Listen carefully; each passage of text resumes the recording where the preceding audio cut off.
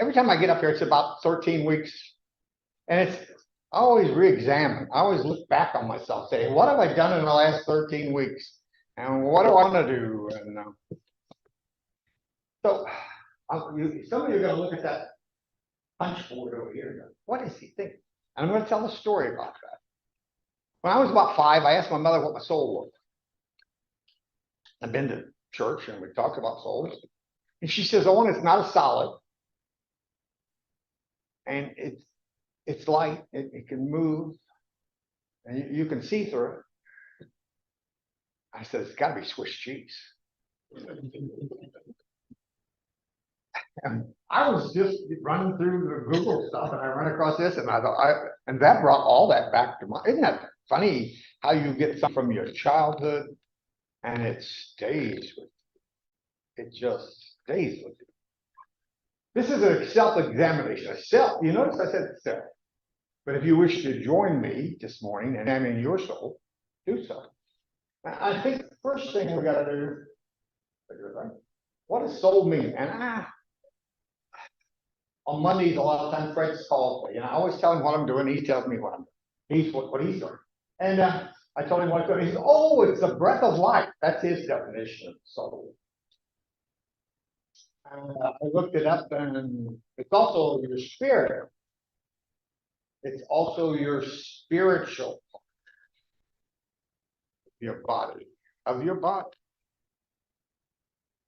And it's the immortal part of your body. You don't have too many things that are immortal.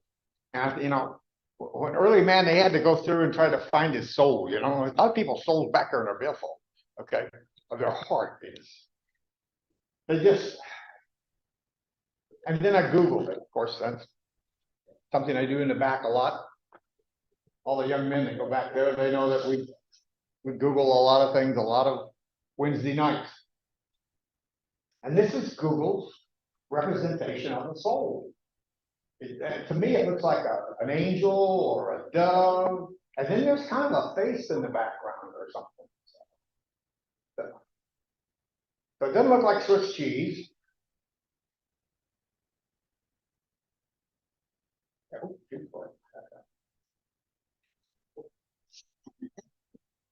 But when you Google it, guess what? You get, this is a soul. But you know, this soul, it will die if you don't take care of it, if you don't put maintenance on it, and if you don't feed it.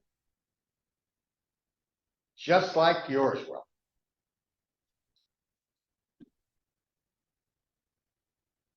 Soul maintenance. Ooh. And here's another representation from Google of the soul. And I thought that was quite nifty. And since there were really very few physical representations, I brought that with me. Well, how do you see your soul? Well, I explained mine was Swiss cheese when I was a kid, but now, and your soul here, that's what I said. Do you see your soul worn, beat up, old, new, good shape, barely used? Or you're not sure? Put your soul there if you want to self-examine. With mine. And probably after yesterday's football game, it's a little beat up. But we'll get over that. Deuteronomy 6:5. You shall love the Lord your God with all your heart, with all your soul, and with all your strength. And these are the words which I command you today shall be in your heart. And this is Moses talking to the children of Israel after reading the 10 Commandments. You notice he used the word heart, which is soul, and strength. They're not intangible, but they're close. So I've got them out of order here. I got soul, heart, and mind. And where's your soul at? In relationship in your body, it's my shadow. It moves with me just. Or where's your heart at? Your loving heart, not your beating heart. It's your loving, or it's somewhere here, maybe here, your billfold. and your mind. You can't really, this is my head, this is my brain. But mind is this electrical pulse thing going on up here, and it allows me to remember what I supposedly talked to with the cat at home about what I was going to say, and remember it. And can you see these things? Can you feel them? Do you know where they're at? What if you hurt your soul? And there's another thing. I noticed the media uses the word soul only when you're like on an airplane and it crashes, or you're on a ship. Soul's lost. That's their phrase for the amount of people that die. The souls that are lost. Can we hurt it? The care, handling, and feeding of your soul. Got to read Matthew 10:28. Bear with me on my sleuths here. Matthew 10:28. This is Jesus. And do not fear those who kill the body and cannot kill the soul, but rather fear him who is able to destroy both soul and body in hell.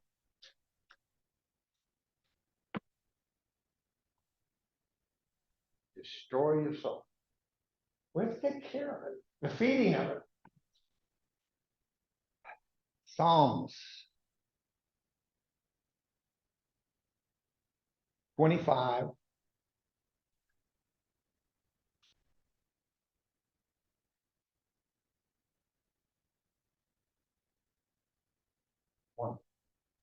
Yeah. To you, O Lord, I lift up my soul. So we go before God and we lift up my soul. The cleaning of it. 1 Samuel 1.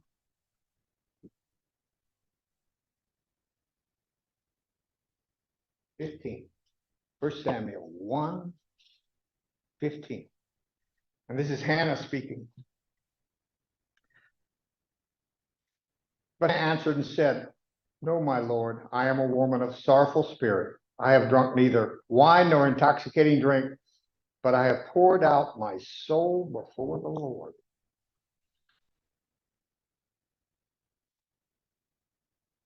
She bared her soul. She told God exactly how she felt. You ever done that? Ever been to the point where it's just, I need this off my soul? Psalms 23:3.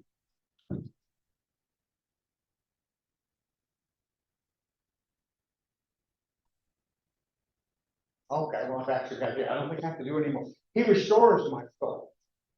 He leads me in paths of righteousness for his name's sake. This is the Lord's Prayer. He restores my soul.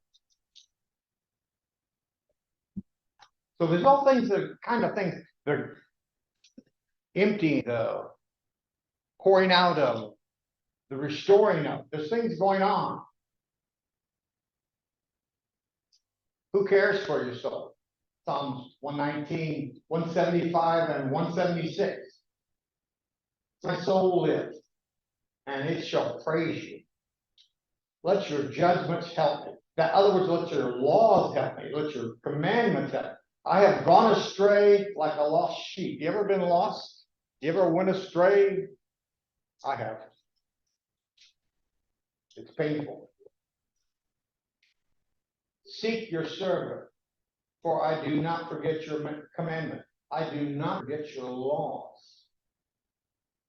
Seek your servant. Dear Lord, seek me. That's a good prayer. Repair, work ahead. When we're driving down the road and we see those big yellow signs that says, Slow repair work ahead. Oh, what do I see when this is going to add time to my trip. Oh, I don't want to get in a long line. Used to be Indianapolis was really bad. You get on 70 and it would take an hour to get from the state line to Indianapolis. It was terrible. They worked on it. And no one was happy. Or if you get in the car and the engine light comes on, there's a, oh, what's this going to cost? Or am I going to get there even? Or you go to the dentist and the dentist says, Owen, you need some repair work. Oh, will it hurt? Will it be expensive? 2 Peter 2, 7 and 8. And delivered righteous Lot, who was oppressed by the filthy conduct of the wicked. For the righteous man dwelling among them tormented his righteous soul. For dwelling among them tormented his righteous soul from day to day by seeing and hearing their lawless deeds. And to me, that's like watching the evening news. Everybody's so violent, so mean.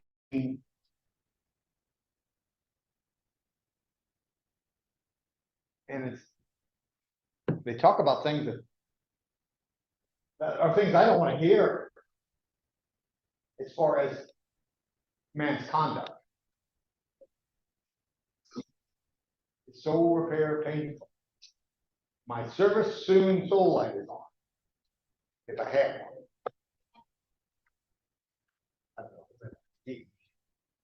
Mark 8:36. For what will it profit a man if he gains the whole world and he loses his own soul?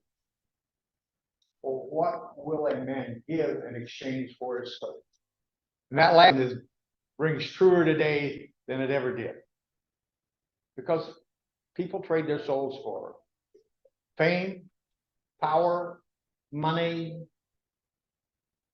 anything you want.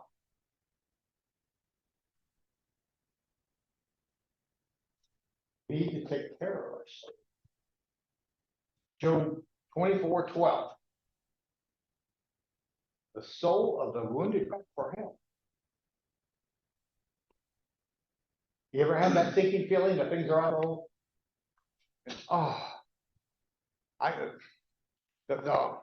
the times that I can think of that are the most predominant are deaths. And it's just that sinking feeling that, dear Lord, help me. Bless me. My soul is crying out for help. Matthew 26:38. My soul is exceedingly sorrowful, even to death. This is Jesus. Stay here and watch with me. He had Peter with him and the two brothers. This is Jesus in the garden. Then what does he do? Verse 39. He went a little farther. He fell down on his face and he prayed, saying, "Oh, Father, if it's possible, let this cup pass from me. Nevertheless, not as I will, but your will be done." He turns to God for strength. In times of need, he turns to God for strength. And we've got to do that. This is where you get hope. Because without it, we have nothing. Hebrews 8:19. This hope we have as an anchor of the soul, both sure and steadfast, which enters the presence behind the veil. We're talking about Jesus Christ is our hope.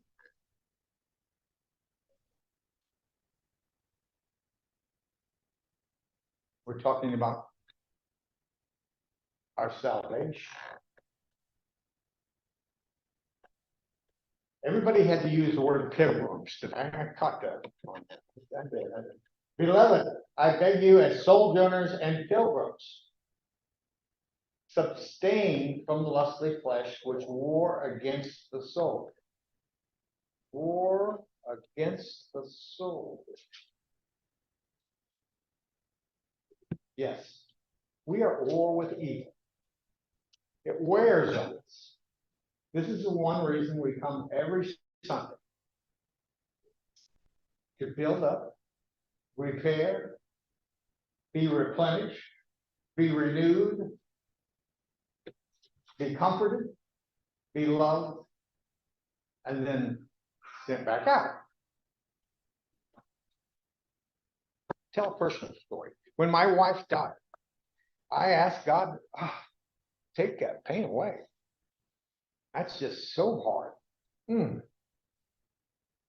then I realized I'm not going to want to forget her because I loved her. And it's good memories. So then I changed my prayer.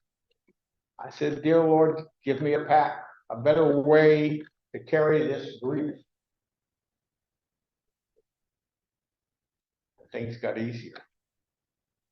I realized that I was praying for the wrong thing. I didn't want to forget her. I just wanted to be able to move forward.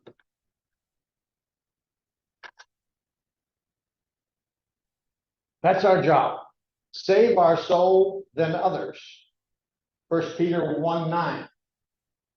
Receiving the end of your faith, thou salvation of your soul. Plural. So we're supposed to save our soul, and we're supposed to save others. That's our job. And the reason we come together, we need this strength, the unity. This group of people, I love it. I can almost be tearful of that. Because you've helped me, and you help me weekly to receive the end of my faith for the salvation of my soul. You build me up. And if you don't come here, if you don't get this every week, you're missing something. We need to be here weekly. We need to be together. The steps to take: taught, believe, confess, repent, baptize, continue to walk in faith, be faithful to the end. I want to read this Corinthians one. 2 Corinthians 4. I actually have this one marked. 2 Corinthians 4:16